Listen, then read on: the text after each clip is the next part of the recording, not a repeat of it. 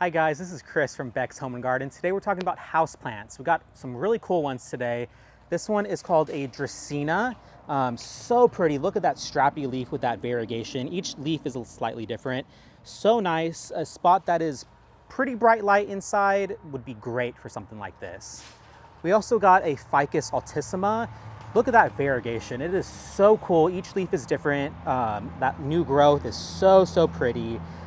Spot that gets super bright light inside. Right next to a window, this would be great for that. We got another one. This is called a Monstera.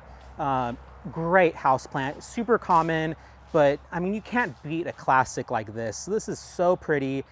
Big old leaves, like look at that. That's huge with these holes in the middle. So cool. This is a great houseplant. A spot that is full sun inside by a window would be great. And they're perfect. Look at that big guy over there. We've got a lot of houseplants in today.